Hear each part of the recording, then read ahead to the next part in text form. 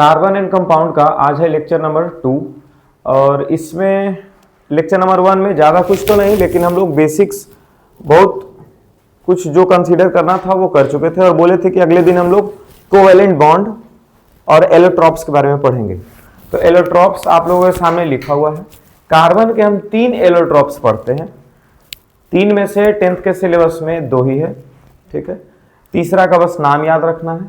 पहला allotrope diamond, दूसरा हो गया तुम्हारा ग्रेफाइट और तीसरा हो गया फुलरेन, ठीक है। कहीं पर फुलरेंस भी लिखा रहता है, बकमिनिस्टर फुलरेंस, कहीं फुलरेंस सिर्फ लिखा रहेगा, कहीं फुलरेन लिखा रहेगा, तीनों एक ही चीज है, ठीक है। तो एलोट्रॉप्स क्या होता है सर? एलोट्रॉप्स एक ही एलिमेंट के अलग अलग तरह के स्ट्रक्चर्स को बोला जाता है, ठीक है। मतलब कि फॉर्मूला अलग अलग है। एक second, different forms of element that have same chemical properties but different physical properties. एक ही एलिमेंट के अलग अलग स्ट्रक्चर्स बना दिए जाएं और उस स्ट्रक्चर के वजह से फिजिकल प्रॉपर्टी अलग हो जाएगा, केमिकल प्रॉपर्टी सेम ही रह जाएगा।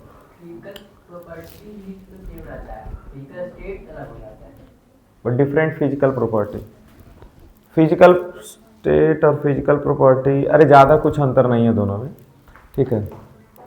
अब एलोट्रॉप्स 3 है कार्बन के, कौन कौन है? तो डायमंड, ग्रेफाइट और फुलरेन, ठीक है। अब डायमंड से शुरू करते हैं कि होता क्या है। तो पहले तो इसका स्ट्रक्चर हम लोग बनाने का कोशिश करते हैं कि डायमंड का स्ट्रक्चर बनता कैसे। हम लोग को बनाना नहीं है कहीं भी स्ट्रक्चर, लेकिन समझो कि होता क्या है। इसमें क्या लिखा गया सेकेंड पॉइंट में कि each carbon of diamond is joint with other 4 carbon.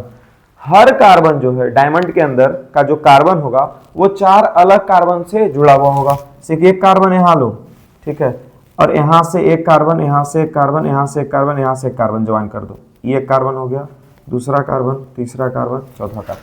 क्या ये बीच वाला कार्बन 4 कार्बन से जुड़ गया? क्या यहाँ भी कार्बन है? अब ये वाला कार्बन भी 4 कार्बन से जुड़ा रहेगा, तो एगो तो इधर चला गया, दूसरा, तीसरा, चौथा। ई वाला कार्बन भी 4 कार्बन से जुड़ेगा, पहला, दूसरा, तीसरा और ये चौथा पहले से। ये वाला कार्बन भी 4 कार्बन से जुड़ेगा, 1, 2 और 3 उधर जुड़ा हुआ है, 4। ये वाला कार्बन भी 4 से जुड़ेगा, 1, 2, 3 और एगो पहले से जुड़ा हुआ है। दिख रहा है? हर जगह 4 कार्बन से जुड़ते जाएगा। एगो इधर जुड़ा हुआ पहले से, 2, 3, 4। इसको भी ऐसे जोड़ो, 1, 2 और ये पहले से जुड़ा हुआ 4। हर जगह देखो 4 को पूरा 4 कार्बन से ही जुड़ जाता है। मतलब कि कल क्या देख रहे थे कि एक कार्बन के साथ 4 को हाइड्रोजन जोड़े थे तो CH4 बना था, ऐसा बनाए थे, मीथेन जिसको बोल रहे थे। तो वहां पर बता रहे थे कि एक कार्बन के पास 4 इलेक्ट्रॉन्स जो है पार्टिसिपेट करता है बॉन्ड बनाने में, तो वो 4 इलेक्ट्रॉन्स किसी के साथ भी शेयर कर सकता था। लेकिन यहाँ पर जो अपना 4 इलेक्ट्रॉन है वो चारों के 4 इलेक्ट्रॉन किसके साथ शेयर कर रहा है? कार्बन के साथ, कार्बन के साथ। इसीलिए बोला गया कि एक कार्बन 4 अलग अलग कार्बन से जुड़ा हुआ रहेगा और इसकी वजह से पूरा रिंग जैसा स्ट्रक्चर हर बार वैसा ही करके बन जाएगा, ठीक है। और ये बहुत ही ज्यादा ये क्लोजली पैक्ड स्ट्रक्चर होता है, बहुत ही ज्यादा ये क्लोजली पैक्ड स्ट्रक्चर होता है, जिसके वजह से ये हार्ड भी होने वाला है। इसी के वजह से ये इसका डेंसिटी भी बहुत ही ज्यादा होता है। डेंसिटी ज्यादा मतलब समझते हो, छोटा सा जगह में ज्यादा मॉलिक्यूल्स का आ जाना, छोटा सा जगह में ज्यादा मॉलिक्यूल्स का आ जाना, इसी चीज को हम लोग क्या बोलते हैं? इसी चीज से हम लोग समझते हैं कि डेंसिटी ज्यादा है, ठीक है। तो यहां पर सबसे पहला नंबर पॉइंट क्या दिख रहा है? Diamonds have a strong 3 dimensional network structure. Diamond के पास 3 डायमेंशनल स्ट्रॉन्ग नेटवर्क स्ट्रक्चर है। नेटवर्क मतलब समझते हो, नेटवर्क स्ट्रक्चर का क्या मतलब है? जैसे कभी नेटवर्क मार्केटिंग के बारे में सुने हो? ऐसे जैसे कि नेटवर्क मार्केटिंग नहीं समझ में आता या फिर एफिलिएट नहीं समझ में आता, तो वो करता क्या है ना कि किसी एक को पकड़ता है, अब बोलता है कि तुमको हम ये वाला कोर्स बेचे, अब तुम भी आगे 4 को बेच दो, ठीक है। अब वो अगला 4 को बेचा गया तो अगला 4 भी सोचेगा और आगे 4 को बेच दे, फिर वो और आगे 4 को बेच देगा। समझ गए? देख लो कितना बड़ा नेटवर्क बनते जा रहा है। से एक मूवी भी आया था, जय हो करके आया था, वो बोलता था कि थैंक यू नहीं बोलिए, हम मदद किए हैं, आप 3 आदमी को मदद कीजिए, आगे भी उन तीनों को बोलिए आगे 3 आदमी का मदद करें। इसके वजह से लास्ट में हेलो, जब जो सलमान खान है जब हॉस्पिटल में पड़ा हुआ था, ठीक है, जब सबको मालूम पड़ा कि असली में यही एक कहानी शुरू किया था ऐसा वाला, तो हॉस्पिटल के बाहर बहुत सारा भीड़ लग जाता, वही 3 से नेटवर्क जुड़ गया उतना सारा, वैसा कुछ दिखाया था। तो यहां पर भी वही चीज है। हेलो, यहां पर भी नेटवर्क का स्ट्रक्चर बनाने की कोशिश की जा रही है, मतलब एक कार्बन आगे के 4 कार्बन से जुड़ते जाएगा, और ये जो है थोड़ा सा गोल, हेलो, ये जो है ना पूरा स्ट्रक्चर जो है ये पूरा यहां ऐसा लास्ट होगा ना कि ऐसे फैलते थोड़ी जाएगा, ये 3D स्ट्रक्चर। इसका क्या मतलब है कि हो सकता है ये यहाँ वाला जो कार्बन है अब अंदर के कार्बन से जुड़ने लग जाएगा, जिसके वजह से ये 3D स्ट्रक्चर, मतलब कि एक बॉल जैसा बन जाएगा स्ट्रक्चर, समझ गए, जो कि आपके किताब में दिख सकता है डायमंड का स्ट्रक्चर। हमको यहां पर बस ये समझाना था कि कैसे एक कार्बन 4 कार्बन से जुड़ा हुआ है। ठीक है, अगला चीज क्या है, network is formed due to covalent bond. ये किस बॉन्ड के वजह से बन रहा है, कोवैलेंट बॉन्ड के वजह से बन रहा है। ये हार्ड होता है, इसका मेल्टिंग पॉइंट और बॉइलिंग पॉइंट बहुत ही ज्यादा होता है। ठीक है, डेंसिटी ज्यादा है, किसी भी चीज का डेंसिटी ज्यादा है, या फिर ऐसा कहो कि क्लोजली पैक्ड है। क्लोजली अगर पैक्ड है उसके मॉलिक्यूल्स, तो 2 मॉलिक्यूल्स के बीच में जगह बहुत कम है, और जगह कम रहता है तो क्या वो हार्ड होता था, क्या उसका मेल्टिंग पॉइंट और बॉइलिंग पॉइंट ज्यादा होता था। ऐसा हम लोग चैप्टर नंबर 1 क्लास 9 में ही पढ़ा करते थे, है कि नहीं। उसके बाद फिर क्या है, यही मॉलिक्यूल्स आर क्लोजली पैक्ड लिखा हुआ, as a result they have high density, जिसके वजह से इसका डेंसिटी ज्यादा है। They do not have free electrons. अच्छा सोचो, एक कार्बन 4 कार्बन से जुड़ा हुआ है, तो इसके पास एक भी इलेक्ट्रॉन्स फ्री रहा, मतलब कि एक भी इलेक्ट्रॉन्स ऐसा है जो इधर उधर ट्रांसफर हो सकता है, नहीं है ऐसा। इसी के वजह से इसके अंदर इलेक्ट्रिसिटी कंडक्ट नहीं होता है। क्या समझ में आ रहा है ये बात। 4 इलेक्ट्रॉन्स इसके पास है, और चारों इलेक्ट्रॉन्स किसी ना किसी कार्बन के साथ जुड़ा हुआ है, शेयर हो गया है, बॉन्ड बना लिया है चारों इलेक्ट्रॉन।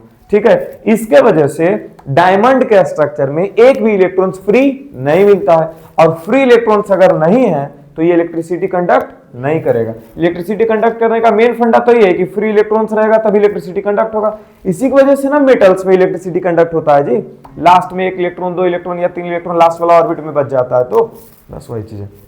यूजेस क्या है, 2 यूजेस यहाँ पे लिखे हैं, ज्वेलरी बनाने में, ठीक है, क्योंकि चमकता है, रिफ्लेक्ट करता है अच्छा खासा, इसलिए ज्वेलरी बनाने में मदद कर लेते हैं। और बहुत ही हार्ड सब्सटेंस होने के कारण इसको जब नुकीला टाइप्स बना देते हैं तो किसी चीज को काटने में मदद करता है। ठीक है, जैसे ग्लास पेन्स के बारे में जानते हैं कि बहुत ही एकदम पॉइंट सा कुछ एक डायमंड का एक पॉइंट सा जो है ना, मतलब ऐसा समझो पेन का जो गोली जैसा रहता है, पेन जो लिखते हो कभी कभी ऐसा होता है कि उसके आगे गोली एक लगा रहता है, ठीक है ना, उससे भी ज्यादा छोटा एक पार्ट लगा हुआ रहता है कटिंग वाला, डायमंड कटिंग्स जो होता है वो चाकू जैसा ना ऐसा करके बना हुआ रहता है पूरा, तो आगे बहुत ही छोटा सा चीज लगा हुआ रहता है, वो डायमंड का होता है। ठीक है, उसको बेचोगे तो कुछ ऐसा नहीं बहुत ज्यादा अमीर बन जाओगे, समझ गई कि अमीर बन जाएंगे हम उसको बेच बेच करके, वैसा कुछ नहीं। अब आते हैं यहाँ पे ग्रेफाइट के ऊपर। ग्रेफाइट के बारे में क्या बोला गया कि तो 2 डायमेंशनल सीट लाइट स्ट्रक्चर, कितना डायमेंशन ये है 2 डायमेंशनल। डायमंड कैसा था 3 डायमेंशनल। अब 2 डायमेंशनल स्ट्रक्चर समझते हैं तो ये बोलता है कि each carbon is bonded with other 3 carbon atoms. Her carbon कितना कार्बन से जुड़ा हुआ है 3 कार्बन से जुड़ा हुआ है। इसका मतलब एक इलेक्ट्रॉन इसका फ्री रह जाएगा, अरे बोलो एक इलेक्ट्रॉन इसका फ्री रह जाएगा, और उसी एक इलेक्ट्रॉन के फ्री रह जाने की वजह से इसके अंदर इलेक्ट्रिसिटी कंडक्ट होता है। अब समझ में आया ग्रेफाइट में इलेक्ट्रिसिटी कंडक्ट क्यों होता है ना। अच्छा अब यहां पर आते हैं, एक कार्बन है, ठीक है, ये कितना कार्बन से जुड़ेगा 3 कार्बन से, 1 कार्बन 2 कार्बन 3 कार्बन से जोड़। फिर ई वाला कार्बन भी कितना कार्बन से जुड़ेगा जी 3 कार्बन से, 1 कार्बन 2 कार्बन और इधर 1 कार्बन से जुड़ा हुआ है। ई वाला कार्बन कितना से जुड़ेगा 1 और इधर 2 और इधर 3। ई वाला कार्बन भी 1 2 4 हो जाएगा ना, ऐसे 4 ऐसे करके जुड़ते जाएगा। ई 1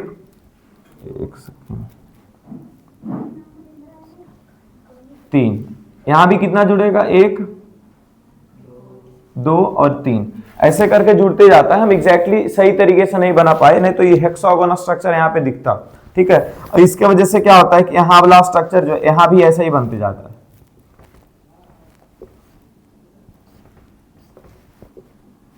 तीन हुआ ना ऐसे करके, और फिर ये ऐसे जुड़ जाता है इसके अंदर, ऐसे कर करके आकर के क्या होता है जुड़ जाता है। इसके वजह से ये हेक्सागोनल स्ट्रक्चर दिखता है। अच्छा, इसके बीच में एक फोर्स ऑफ अट्रैक्शन जो लग रहा होगा, ठीक है, वो बहुत ही ज्यादा वीक फोर्स होता है। से यहां पर अगर ऐसा समझे कि कोई भी दो ऑब्जेक्ट के बीच में कोई भी फोर्स अगर नहीं लग रहा होगा, कोई भी फोर्स अगर नहीं लग रहा होगा तो कौन सा फोर्स लगता है? कोई फोर्स नहीं भी लग रहा होता है तो एक फोर्स लग रहा होता है, कौन सा? ग्रेविटेशनल फोर्स ऑफ अट्रैक्शन लगता है।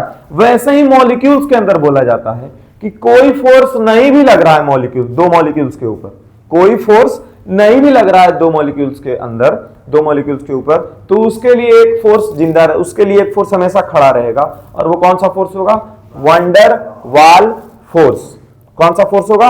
वंडर वाल फोर्स। मतलब बोला जाता है ऐसा कि जिसका कोई नहीं है उसका वंडर वाल फोर्स है, जिसका कोई नहीं है उसका कौन है? वंडर वाल फोर्स।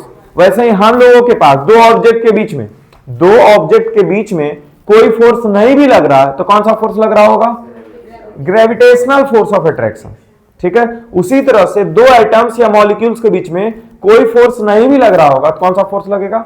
वंडर वाल फोर्स। और ये वंडर वाल फोर्स बहुत ही वीक फोर्स ऑफ अट्रैक्शन होता है। ठीक है, इसी के वजह से इतना वीक फोर्स होता है, इसी के वजह से इसके मॉलिक्यूल्स जो है उतने ज्यादा टाइटली क्लोज नहीं होते, जिसके वजह से इसका डेंसिटी भी कम होगा, इसके वजह से इसका क्या बोलते हैं तुम्हारा हार्ड भी उतना ज्यादा नहीं होता। देखते हो ग्रेफाइट को हम लोग आसानी से, ग्रेफाइट अगर हाथ में आएगा तो तुम ऐसे करके पीस भी सकते हो, ग्रेफाइट को पाउडर बना सकते हैं ऐसे पीस करके, समझे, हाथ से ही उसको मसल सकते हैं। तो यहां पर लिखा हुआ है कि हर कार्बन जो है 3 कार्बन एटम्स के साथ मिलकर के हेक्सागोनल रिंग बनाएगा। क्या बना लेता है? हेक्सागोनल रिंग बना लेता है। हेक्सागोन मतलब 6 साइड वाला रिंग बनाएगा ये। ठीक है, graphite 2 dimensional seat like structure है, हेक्सागोनल रिंग है, वीक फोर्स ऑफ अट्रैक्शन की वजह से। और यहाँ मॉलिक्यूल्स के बीच में अच्छा खासा गैप हो जाता है। क्यों गैप हो जाता है? एक मॉलिक्यूल से यहाँ है, दूसरा मॉलिक्यूल से यहाँ या फिर यहाँ पर है, तो इन दोनों के बीच में फोर्स, इन दोनों के बीच में कोई बॉन्ड नहीं बन रहा होता, इन दोनों के बीच में कोई बॉन्ड नहीं बन रहा होगा, यहाँ पर गैप रहेगा, लेकिन ये वाला और ये वाला दोनों एक दूसरे को अट्रैक्ट कर रहा होगा। और वो कौन सा फोर्स से अट्रैक्ट कर रहा होगा? वंडर वाल फोर्स से अट्रैक्ट हो रहा होगा एक दूसरे से। ठीक है, इसके बीच में ज्यादा गैप होने के वजह से, मॉलिक्यूल्स के बीच में ज्यादा गैप होने के वजह से ये बहुत ही ज्यादा, ये क्या बोलते हैं, हार्ड नहीं होता है, जिसके वजह से इसको हम पाउडर के फॉर्म में तुरंत हाथ में ऐसे ले करके अगर जोर से मसल दिया जाए तो पाउडर सा बन जाएगा। इसका डेंसिटी कम होता है। प्रेजेंस ऑफ फ्री इलेक्ट्रॉन्स, क्या इसके अंदर फ्री इलेक्ट्रॉन्स है? यस। एक कार्बन एटम कितने अलग कार्बन एटम के साथ जुड़े हुए हैं? 3 कार्बन एटम के साथ जुड़ा हुआ है, मतलब एक बॉन्ड, एक इलेक्ट्रॉन्स तो फिर भी इसका बच गया। एक कार्बन कितना के साथ बॉन्ड बनाने के लिए रेडी रहता है? 4 के साथ। कितना बॉन्ड बनाने के लिए रेडी रहेगा? 4 बॉन्ड। लेकिन यहाँ 1 कितना बॉन्ड रहा हर बार? 3 बॉन्ड। इसके वजह से हम लोग बोल सकते हैं कि एक इलेक्ट्रॉन्स फ्री है, और उस एक फ्री इलेक्ट्रॉन्स होने के वजह से ग्रेफाइट के अंदर इलेक्ट्रिसिटी कंडक्ट होता है। क्लियर है? चलिए, अच्छा यूजेस में, यूजेस में तो पेंसिल का लीड बनाते हैं, वो तो समझ में आ रहा है, बहुत बचपन से पढ़ रहे। पेंसिल में जो लीड लगा रहता है वो ग्रेफाइट, एग्जैक्ट ग्रेफाइट नहीं रहता, उसके साथ मिला हुआ रहता है कुछ ना कुछ।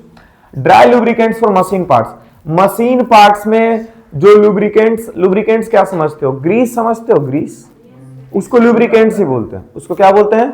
लुब्रिकेंट्स बोलते हैं। वेसलिन समझते हो? बोरोप्लस, बोरोलिन, ये सब लुब्रिकेंट्स हैं, समझे? तो बोरोप्लस है, बोरोलिन जैसे हम लोग का लुब्रिकेंट्स है, वैसे ही ग्रीस जो है वो किसके लिए लुब्रिकेंट का काम करता है? मशीन के लिए आता है काम।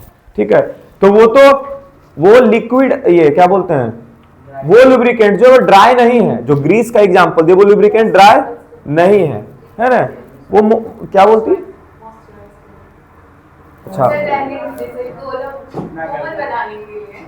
अच्छा, कोमल बनाने के लिए। किसको? स्किन को?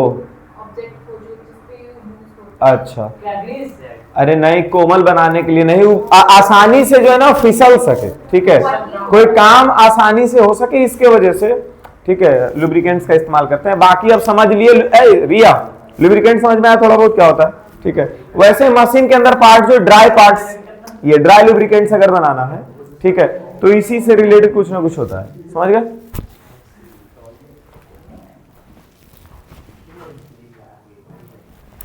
चलो देखो इधर, तो बहुत दिन से कोवेलेंट बॉन्ड तो चल ही रहा है ना।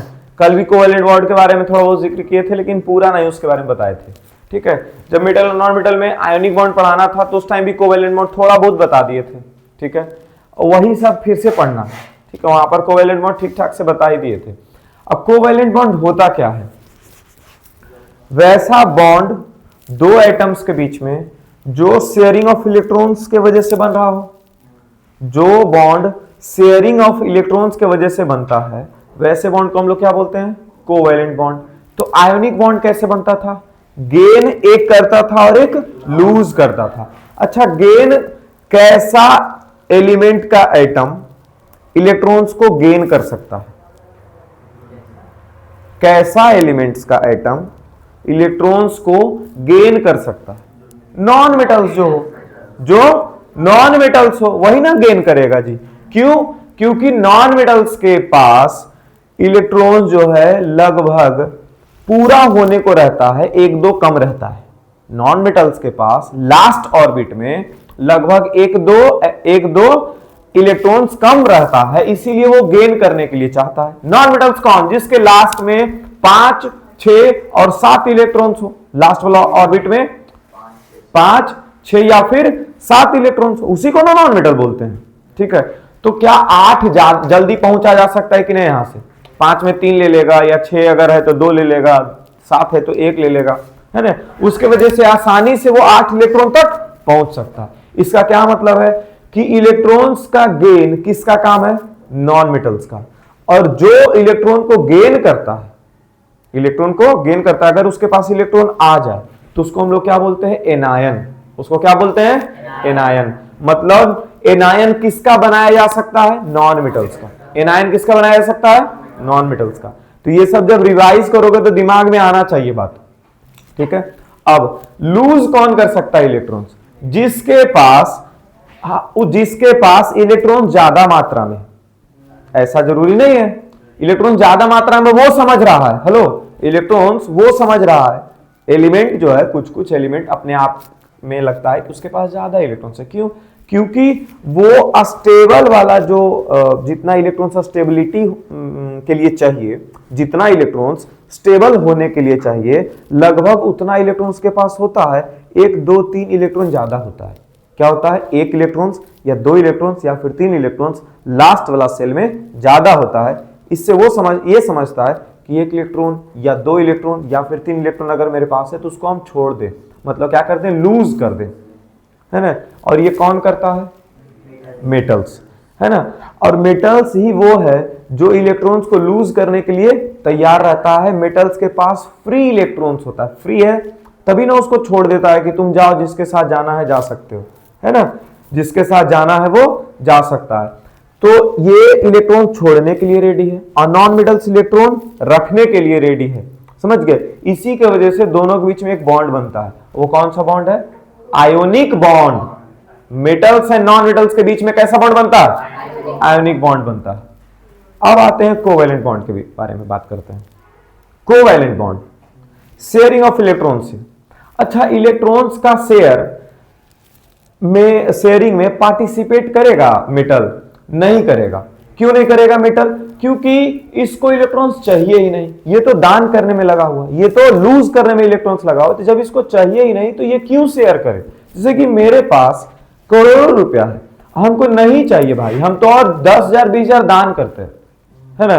तो हम कमिटी क्यों खेलेंगे? नहीं बताए थे उस टाइम पे, कमिटी का भी एक एग्जाम्पल दिए थे कि जो गरीब लोग हमारे जैसे लोग हैं वो क्या करते हैं, हर महीना 5,000 10,000, मतलब 10 लोगों का ग्रुप रहता है, 5-5 10,000 सब वहां जमा करते हैं। तो वो क्या हो गया? शेयर किए।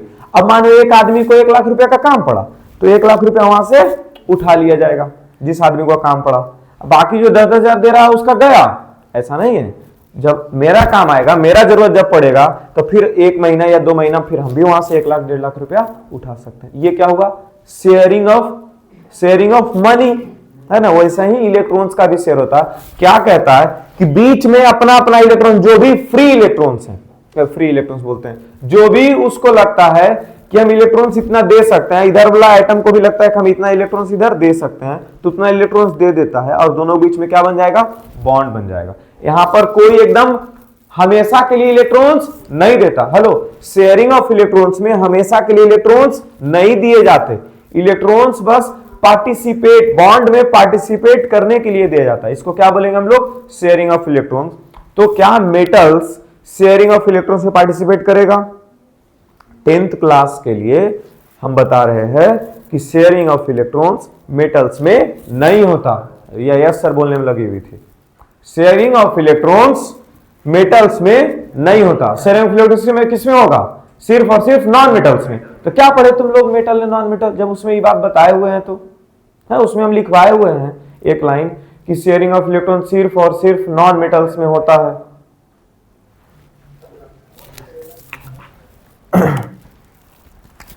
यहां पर लिख देते हैं formed due to sharing of electrons.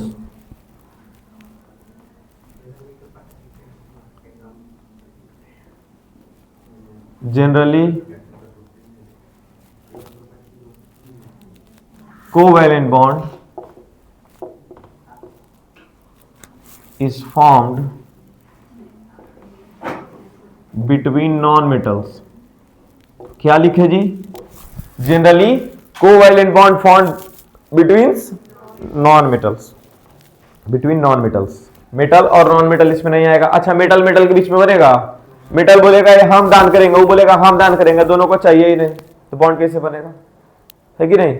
अच्छा, नॉन मेटल के बीच में बन जाता है क्योंकि उसके पास भी बहुत सारा इलेक्ट्रॉन्स बचा हुआ रहता है और दूसरा वाला नॉन मेटल के पास भी बहुत सारा इलेक्ट्रॉन्स बचा हुआ रहता है। दोनों कहता है कि अच्छा तुम कुछ ले लो अभी के हिसाब से, जैसे कि एक ऐसा एलिमेंट है जिसके लास्ट सेल में कितना इलेक्ट्रॉन्स है? 5, और दूसरा एक और एलिमेंट है जिसके लास्ट सेल में कितना इलेक्ट्रॉन है? 2, लास्ट सेल में 6। लास्ट सेल में क्या समझ ले? 6। तो ये बोलता है कि अच्छा तुमको 6 चाहिए, हमारे पास लास्ट में 5 गो है, 2 गो तुम रख लो अभी, ठीक है। अच्छा, अब ये क्या बोलता है? जिसके पास 5 इलेक्ट्रॉन है बोलता है हमको अब 3 गो चाहिए, तुम दे सकता है 3 गो। तो बोला मेरे पास लास्ट सेल में 6 गो है, ले लो 3 गो।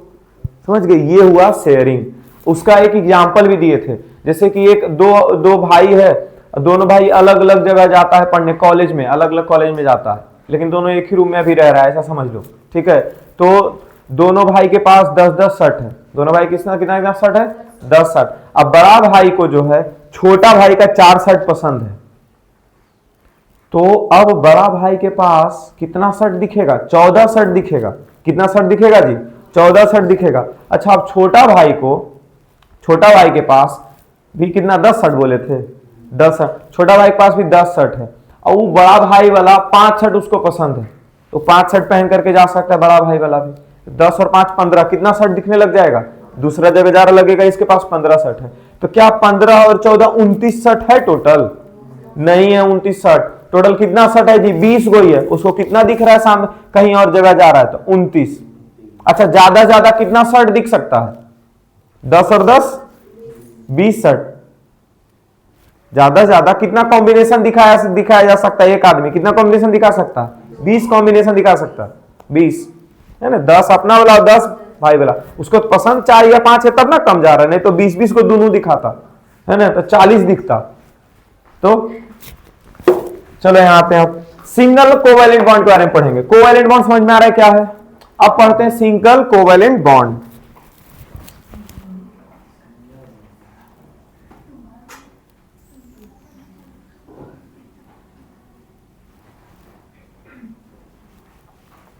Single covalent bond. Single covalent bond क्या समझते हैं इससे?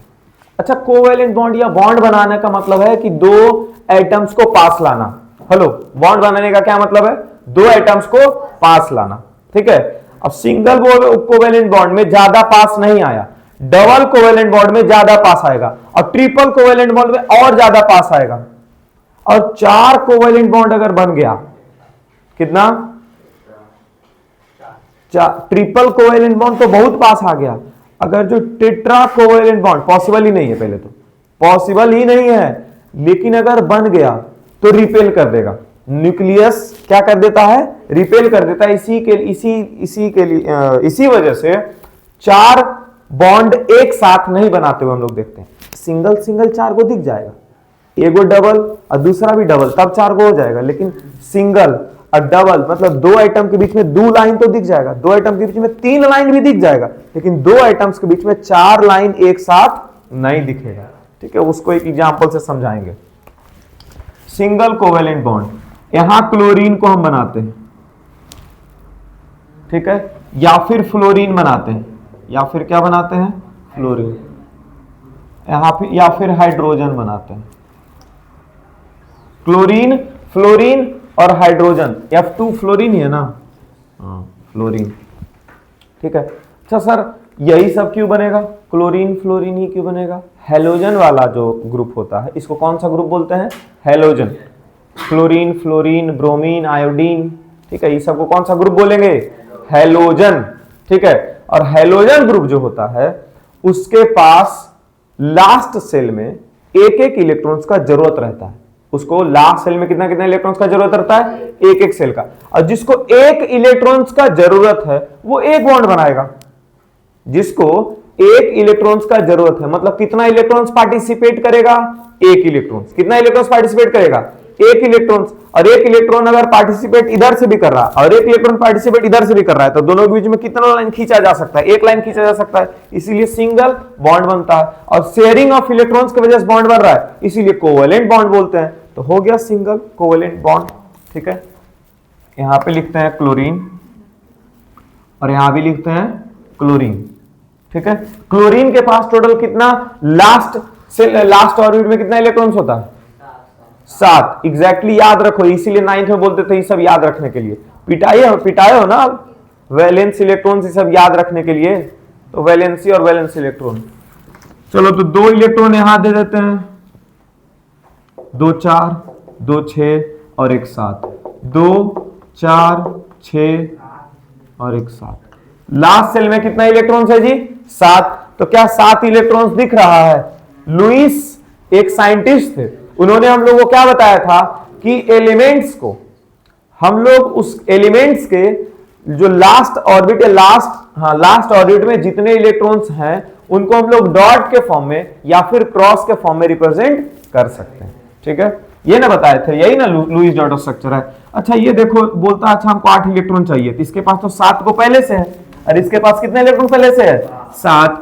एक इलेक्ट्रॉन इसका वाला बोला भाई दे देगा हमको 1 इलेक्ट्रॉन, तो बोला ले जाओ लेकिन हमको जब जरूरत पड़ेगा तो हमको भी दे देना 1 इलेक्ट्रॉन। ठीक है, अब इसको भी कितना इलेक्ट्रॉन इसके पास है, 7 इलेक्ट्रॉन, और इसके पास भी 1 इलेक्ट्रॉन का कमी था तो उसका 1 इलेक्ट्रॉन ले लिया। अब बोलो कितना इलेक्ट्रॉन पार्टिसिपेट किया बॉन्ड में, टोटल नंबर ऑफ इलेक्ट्रॉन्स बताओ जो बॉन्ड में पार्टिसिपेट किया, 2। टोटल नंबर ऑफ इलेक्ट्रॉन्स कितना था जो बॉन्ड में पार्टिसिपेट किया, 2। तो कैसा बॉन्ड बनेगा, सिंगल बॉन्ड। कैसा बॉन्ड बनेगा, सिंगल बॉन्ड, मतलब 1 पेयर ऑफ इलेक्ट्रॉन्स की वजह से सिंगल बॉन्ड बनेगा। याद रहेगा कितना इलेक्ट्रॉन्स, 2 इलेक्ट्रॉन मतलब 1 पेयर, 1 पेयर मतलब 1 बॉन्ड, मतलब एक सिंगल बॉन्ड। इन दोनों के बीच में एक लाइन खींच दिया जाए, इसी चीज को क्या लिखते हैं, Cl2। क्या F2 और H2 बन जाएगा? F2 में लास्ट सेल में कितना इलेक्ट्रॉन होता है, अरे कितना इलेक्ट्रॉन होता है? फ्लोरीन का एटॉमिक नंबर कितना है, 9। कितना है, तो पहला पे 2 दे दिए, तो दूसरा पे क्या कितना बचा, 7 बचा। 7 बचा ना जी, बस तो एक ही ना चाहिए इसको, बस वही चीज है। 7 जैसे इसका क्लोरीन पे 7 को लास्ट में दिखा है वैसे इसको भी 7 को दिखाओगे। और सेम टू सेम हाइड्रोजन का कितना है, 1 इलेक्ट्रॉन है ही इसके पास, 1 इलेक्ट्रॉन यहां रख दिया। इस हाइड्रोजन के पास भी कितना इलेक्ट्रॉन है, 1 इलेक्ट्रॉन यहां रख दिया। इसको चाहिए कितना टोटल, 2। पहला ऑर्बिट में कितने इलेक्ट्रॉन्स का जरूरत रहता है, 2 इलेक्ट्रॉन्स का। ठीक है, एक इसके पास है, वो इसका ले लेगा उधार, एक इसके पास है, एक इसका ले लेगा उधार, दोनों के बीच में एक सिंगल बॉन्ड बन गया। तो क्या बना लोगे बाकी 2? चलिए अगला आते हैं, सिंगल कोवेलेंट बॉन्ड के बाद डबल।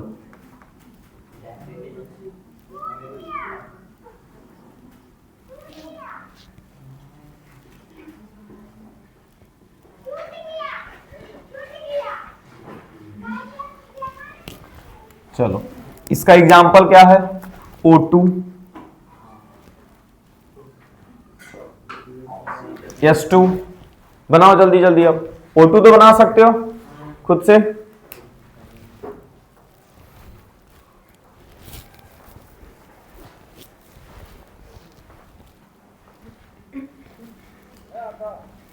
छोड़ो हटाओ, तुम लोग छापने वाले बाद में छापते रहना। देख लो इधर O2, अरे O2 बोल रहा है मतलब कितना ऑक्सीजन आएगा जी? 2 ऑक्सीजन आएगा। जैसे बोल दिया ना इसका बॉन्ड बना के दिखाओ, तो हमको हिंट दे दिया कि कितना ऑक्सीजन यूज करना है, 2 ऑक्सीजन यूज करना है। कितना यूज करना है? 2, तो 2 ऑक्सीजन लिख दिए। ठीक है, उसके बाद फिर लास्ट सेल में ऑक्सीजन का, लास्ट ऑर्बिट में ऑक्सीजन के पास कितना इलेक्ट्रॉन होता है? नहीं याद है तो कम से कम एटॉमिक नंबर याद रखो, 8। पहला पे 2 साइड हो गया, कितना बचा? 6। 2 2 4 और 2 वो आगे रखेगा ना, 6। 2 2 4 और 2 6। कितना कितना इलेक्ट्रॉन्स दे दिखा दिए? 6 इलेक्ट्रॉन्स। अच्छा, इस ऑक्सीजन को कितना इलेक्ट्रॉन चाहिए जी? 8। तो ये 2 इलेक्ट्रॉन आगे दिख रहा, लग रहा है छीन ले इससे, नहीं लगेगा कि 2 जरूरतें है निपटा लेते हैं अपना, तो ये छीन लिया। लो, छीन क्या लेगा? भाईचारा से काम लेगा, नहीं तो लड़ाई हो जाएगा दोनों। इसके पास भी कितना इलेक्ट्रॉन था? 6। अभी ना उसको 2 दिया हुआ है। क्या आयुष अपना बड़ा भाई पीयूष का शर्ट ले लिया तो वापस नहीं देगा? रोज पहन के आएगा कॉलेज से, बोलेगा भैया ले लो अपना शर्ट, है कि नहीं है? है कि नहीं है? अच्छा, अगला दिन अब इसको चाहिए शर्ट उसका वाला, तू भी ले लेगा जा करके, है ना? दोनों में म्यूचुअल अंडरस्टैंडिंग है। क्या है दोनों में? म्यूचुअल अंडरस्टैंडिंग है। समझते हो म्यूचुअल अंडरस्टैंडिंग? नहीं समझते हो जी? मतलब बिना कहे जो बॉन्ड एक दूसरे के बीच में रहता है कि अरे उसको तो हम समझ ही लेंगे, ठीक है, उसी चीज को क्या बोलते हैं? Mutual understanding. लड़कियों में काफी कम होता है, अंडरस्टैंडिंग ही नहीं होता, म्यूचुअल का तो छोड़ दो। समझ गए? चलो, ये देखो कितना कितना कितना इलेक्ट्रॉन्स पार्टिसिपेट कर रहा है। इसका 2 इलेक्ट्रॉन, इसका भी 2 electron. Total number of electrons कितना हो गया? 4। कितना पेयर हुआ? 2। कितना पेयर हुआ? 2। अगर 2 पेयर ऑफ इलेक्ट्रॉन्स है मतलब डबल 2 बॉन्ड बनेगा। 2 पेयर ऑफ इलेक्ट्रॉन्स है, कितना बॉन्ड बनेगा? 2 बॉन्ड बनेगा। तो लो भाई, एक बॉन्ड यहां दिख रहा है और एक बॉन्ड यहां दिख रहा है। अच्छा, ये पैरेलल जैसा बॉन्ड बन गया। कैसा बॉन्ड बन गया? इसीलिए इसको डबल बॉन्ड बोल देंगे। अरे दोनों बॉन्ड एक दूसरे के ऊपर नीचे दिख रहा है ना, मतलब कि 2 ही एटम के बीच में 2 बॉन्ड बनता हुआ दिख रहा है, इसीलिए इसको डबल कोवेलेंट बॉन्ड बोलते हैं। समझ में आ रहा है यहां तक? चलिए अगला चलते। H2 बना लोगे। सल्फर का एटॉमिक नंबर कितना होता है? 16। कितना होता है? पहला पे 2 गया, दूसरा पे 8 गया, 8 और 2 10, लास्ट में कितना बचा? 6। सेम टू सेम वही चीज हो जाएगा। और आगे चले हैं? बस बस 1 से 2 मिनट रुक जाओ, ठीक है, ताकि 4 बॉन्ड क्यों नहीं बनता वो जान जाओ। ट्रिपल बॉन्ड किसके बीच में बनेगा जी? फास्फोरस और नाइट्रोजन के बीच में। अच्छा, तुम लोगों को देखो ज्यादा दूर से नहीं देगा, 1 से लेकर के 20 तक का ही बॉन्ड बनाने के लिए देगा, उससे ज्यादा नहीं देगा, ठीक है। तो यहां पे अब आ गया ट्रिपल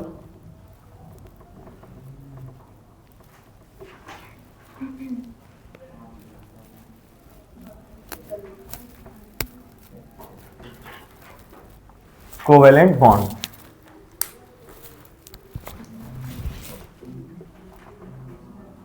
N2 हो जाए या फास्फोरस P2 हो जाए। 2 को नाइट्रोजन हो जाएगा, 2N लिखा हुआ है ना, कितना नाइट्रोजन हो जाएगा? 2। अच्छा, नाइट्रोजन का एटॉमिक नंबर कितना है? 7। कितना एटॉमिक नंबर है? 7। तो पहला पे कितना गया? 2, तो बचा कितना? 5।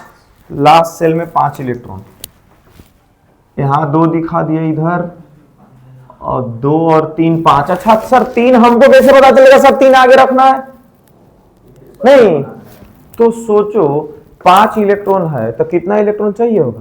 3 इलेक्ट्रॉन। अगर इसको 3 को चाहिए तो 3 को ये अपना भी दान करने के लिए रेडी रहेगा, क्योंकि सेम टाइप का आइटम है। इसको 3 चाहिए तो इसको भी तो 3 ही चाहिए, तो अगर इसको भी 3 चाहिए तो इसको 3 देना पड़ेगा, है ना। और अगर इसको भी 3 चाहिए तो इसको भी 3 देना पड़ेगा, तो ये भी अपना 3 इलेक्ट्रॉन आगे रखेगा कि नहीं रखेगा? यहां से याद रखना है, इन्हें कि जहां तहां इलेक्ट्रॉन्स लगा दिए, है ना। इन्हें कि सर जानते हैं हम ऐसे लगाए थे, 1 और 2 और 3 और 4 और 5, उधर इधर भी 1 2 3 4 5 एकदम बिंदी बना दिए थे। एक वो इसके पास, एक वो इसके पास, एक वो इसके पास, लीजिए बना दिए पूरा एकदम गजबे कर देना है इसको, नहीं हाँ इधर उधर नहीं घुमा देना,